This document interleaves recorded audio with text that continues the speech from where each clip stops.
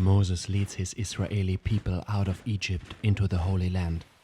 On the way, the God Yahweh appears to him. He dictates him the 10 Commandments, according to which his people should live their lives, and engraves them on stone plates, according to the myth. Over time, the 10 Commandments have become established as moral rules of coexistence. Regardless of this interpretation of the commandments, they are parables that were probably written down by scholars of Kabbalah and contain hidden wisdoms of the universe.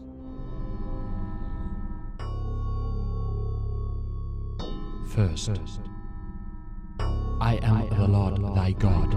You shall have no other gods. What sounds like a dictatorial order contains hidden the first law of the universe, the duality. Let the human-like image of God rest for a while. And imagine God as the unity of all opposites. So of good and evil, of day and night, of man and woman.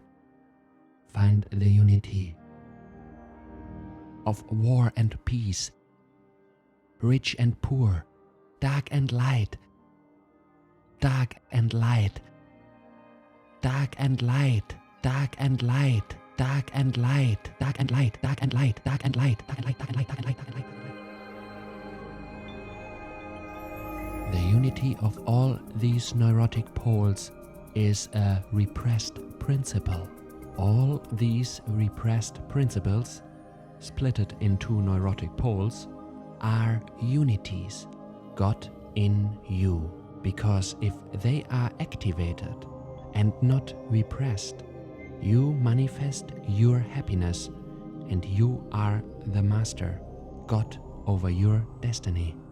If they are repressed, then you live the neurotic poles of these principles and give your destiny out of your hand. One God means the unity, to be the own master of your destiny. Other gods symbolize the poles of duality, being no master over your destiny. Because after the law of attraction, plus attracts minus and vice versa, an unfree independency relationship, war and peace exist only because the underlying principle, the unity, is repressed. This could be healthy enforcement, sexuality, and initiative. Rich and poor are also the neurotic poles of a repressed principle. Rich in the sense of having, not being.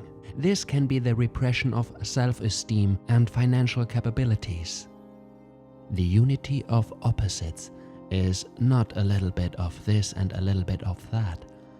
The poles arise only when the pure principle is repressed.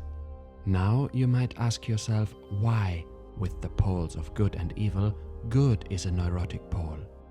Because this good is only a value, a time-dependent convention, a program that has been drilled into one, a code of behavior, and this often has no validity for the self-development of a soul. Really good, in the sense of being who you are, is a unity.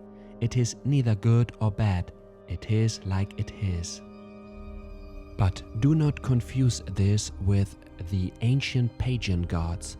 These represent the 12 archetypes and are, so to speak, 12 emanations of the unity of God. 12 developmental steps, psychologically 12 abilities. The gods of mythology are not in contrast to the one God. They belong together. Think of God as the unity of all things that is in everyone. If there were several gods next to this unity, we would be back to the duality, the opposites, the neurotic poles, which only arise when the pure principle is repressed. One more time. Besides God, the unity, other gods would be opposites and thus the world of duality. The unity would be no longer the unity. Then it is either good or evil, life or death. The first commandment is the first step of human's self-expression and thus the manifestation of his character on earth. Thus, the opposite of morality and conventions, which has been wrongly taught until now, it is exactly these morals and conventions that prevent the self-development of people. If you want to know the hidden message of the second commandment, please click on the next video, because all 10 commandments are a hidden guide to the manifestation of your happiness on earth. And if you liked this video, please give me a like and a subscription. Thank you. See you soon.